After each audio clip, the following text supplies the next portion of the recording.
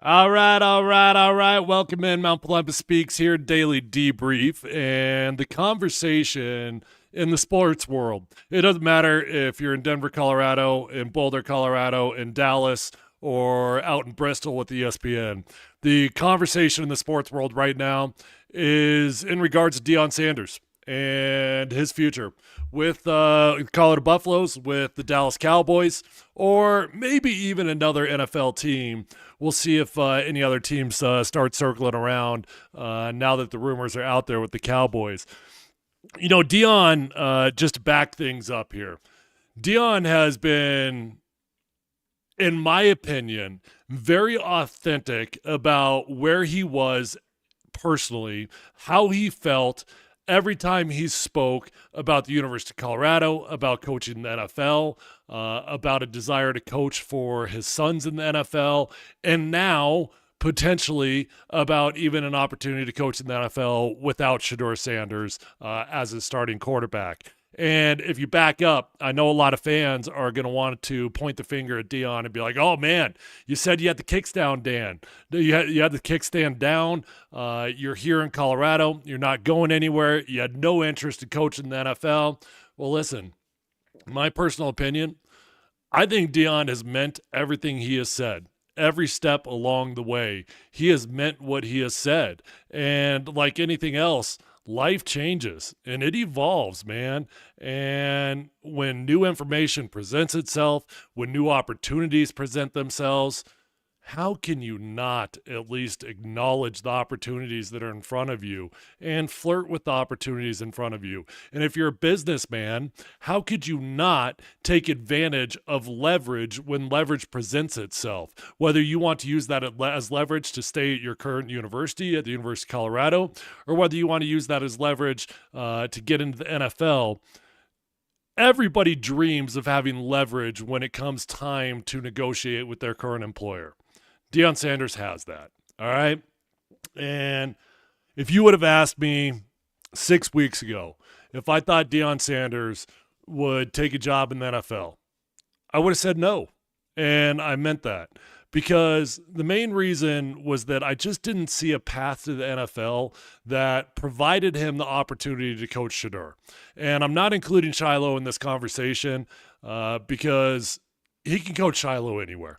In all likelihood, you can even get Shiloh Sanders as an undrafted free agent. Maybe you draft him in the 6th or 7th round if you want to, but he can get Shiloh anywhere. So the conversation is always centered around Shedeur Sanders. And in my opinion, I always thought it was going to be a very realistic temptation for Deion Sanders to want to bolt for the NFL if he had an opportunity to coach Shedeur. What freaking father in the world would not jump for that opportunity?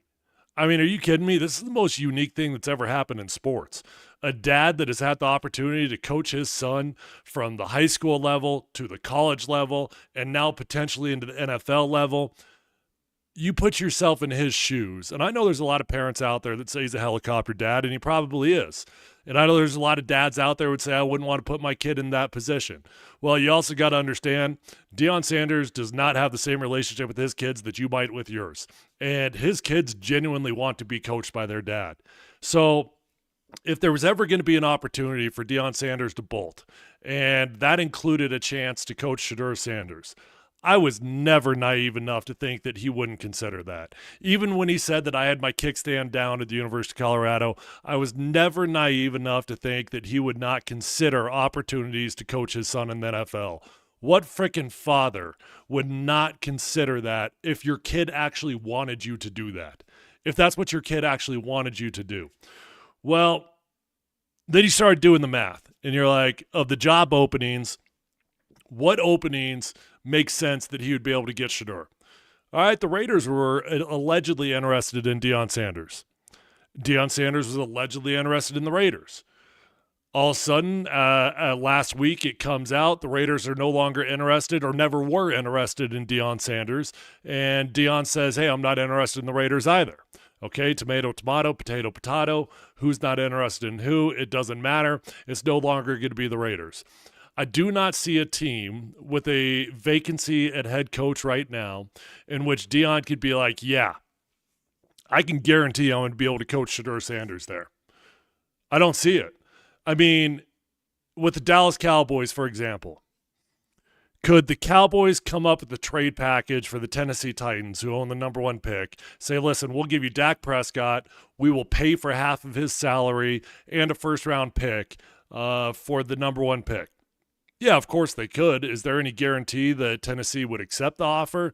No, there's not any guarantee unless Shedeur Sanders was truly willing to be the bad guy and pull an Eli Manning, pull a John Elway and say, I will not play for your franchise. There is a lot of power there if Shedeur is willing to be that bad guy.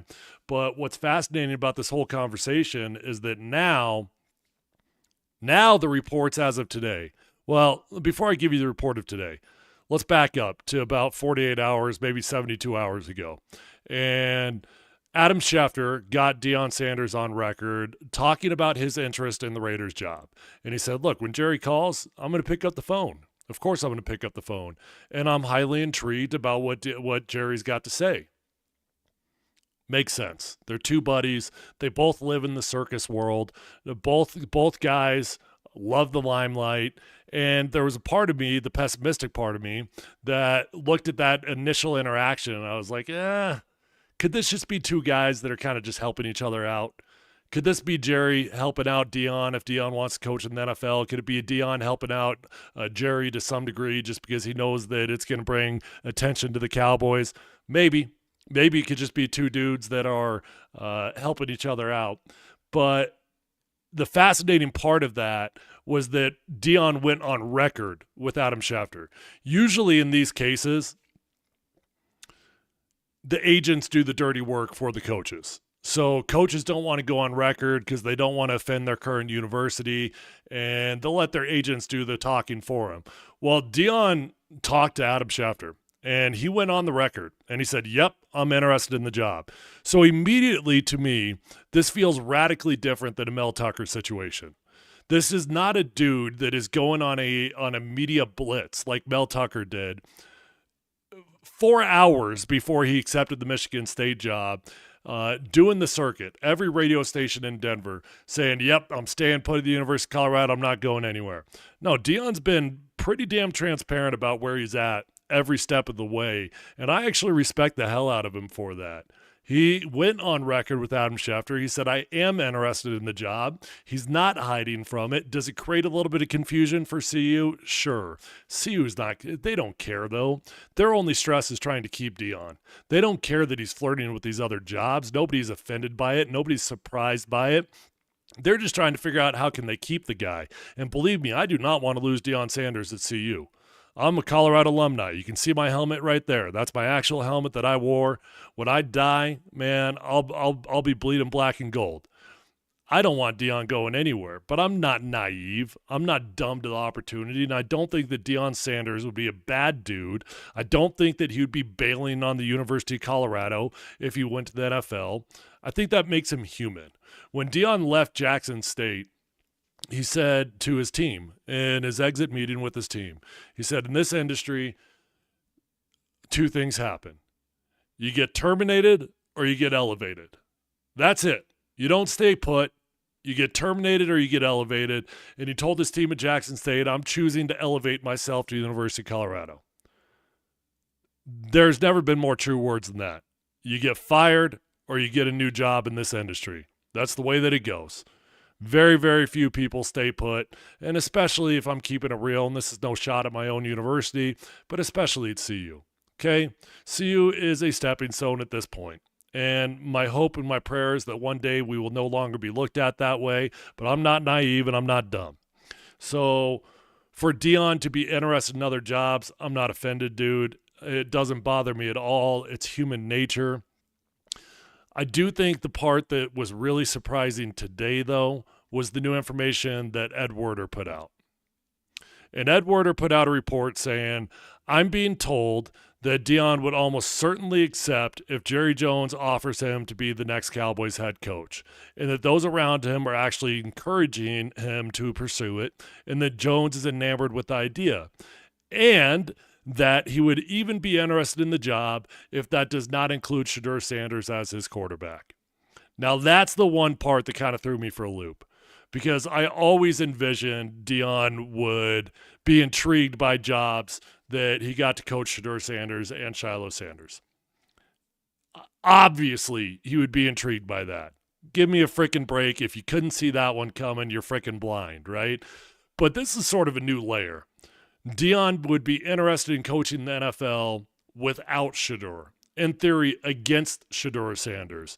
And that's a layer that many of us had never even considered.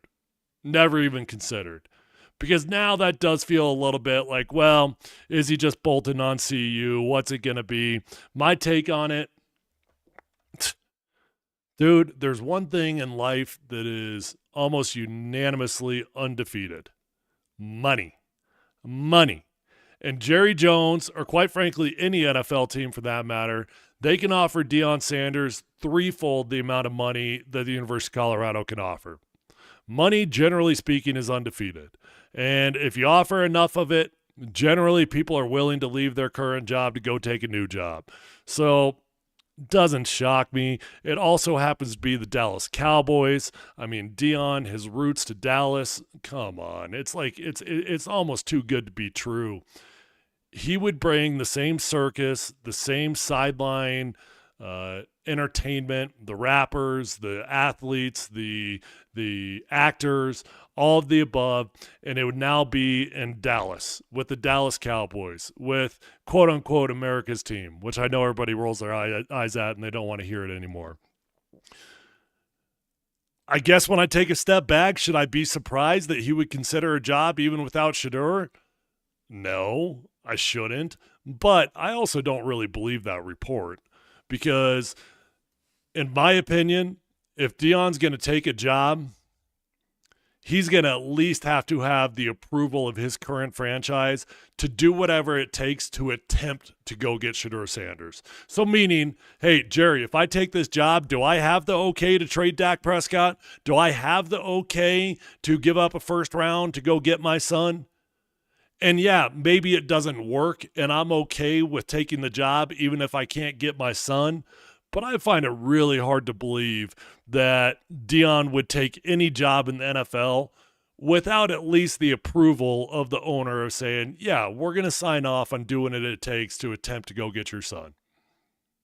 I don't think Deion wants to coach against Shedeur. I don't think he wants to just take an NFL job to take an NFL job. But if it's the Dallas Cowboys in particular, I don't know how he could say no. And I won't judge him for it. I won't be mad at him. I won't feel like he turned his back on the University of Colorado. I'll be sad that it's over, and I'll be grateful for what he gave us. That's it. I'll be sad that it's over, and I'll be eternally grateful for the 2 incredibly entertaining years that he gave us as the coach of University of Colorado. That's it. That's it. I'm not surprised. I'm not offended. I'm not angry. I'd be grateful, and I'd root for him at the next level. I don't know if Deion has the same appeal in the NFL that he does at college because in college, he recruits based off of his name, right? I'm Deion Sanders. I've got flashy items. I've got cool cars. Come to the University of Colorado, 17, 18-year-old kids that are very impressionable. And it doesn't work that way in the NFL. There's a salary cap. There's free agency about every 4 years for most guys, and you don't get to recruit every other year. So I actually don't know if NFL owners are looking at Deion Sanders like he's the most attractive candidate in the world, but it sure makes sense in Dallas. It sure makes sense for Jerry Jones, the ultimate entertainer, going after another ultimate entertainer. All of it makes sense. All of it adds up. I'm not mad about it. I'm not sad about it. I'm a little bit nervous about it because I think it makes too much sense. And if Jerry throws enough money in front of him, I don't know how he says no to it. So I'm hoping that it falls apart down there in Dallas. I'm hoping that it doesn't work out, but I'm nervous about it. And I'll be a little bit surprised if there ends up being more suitors in the NFL. I actually don't think there's going to be any other teams that are pursuing him. I could be wrong. Yeah, I could easily be wrong, but I don't think there will be. So I think it's going to be Dallas or nothing. And I still think, like, if you asked me yesterday, I'd say probably 80% I thought he was coming back to CU. Today, that lowered a little bit due to the news that Ed Werder put out there that he'd be willing to coach without Shedeur. But I'm honestly still at like 70% he's coming back to the University of Colorado. That 30%, that could turn into 50, into 60, into 70, into 80, into 100. The day that I hear that Jerry Jones is willing to offer $30 million a year, $20 million a year, whatever it might be, yeah, that would change my opinion drastically. For now, I'll keep a cautious, optimistic approach to it that it might fall through and he might continue to stay here at Colorado. And if he stays one more year, I think that only increases the chances of him staying long term. I do want to give a quick shout out, though, to my new sponsors. I know you guys see Safeway, the logo right there in the corner. I've been working with Safeway for about 5 years now, on and off. They've sponsored my Petals Columbus to Beat Ovarian Cancer event. They donated over $500,000 to ovarian cancer in honor of my mother. And now they're sponsoring this podcast. Safeway's always got fresh food and local flavors. They've got fresh fruit cut in store every single day. You can order online, and Safeway is going to do the rest for you. So get easy delivery or free pickup with the same great deals and prices. You get to earn great points, redeem that for exclusive offers, and you can get started at Safeway.com or in the Safeway app. Safeway, fresh foods and local flavors. Shout out to Safeway. Love you guys. Been working with you forever and could not be more fired up for you to be a part of the podcast. All right, Mount Polumbus Speaks is the podcast. Any of you guys that are new to it, you can find all my content. It lives over on YouTube. If you're watching on Twitter right now, hit that link in my bio. Go over to YouTube and hit subscribe. Make sure you don't miss out on any of the future podcasts. I put out 4 to 5 episodes of these a week. Sometimes it's 6 or 7. So we've always got daily news that's coming out. Appreciate you guys hanging out with me, and I appreciate Safeway.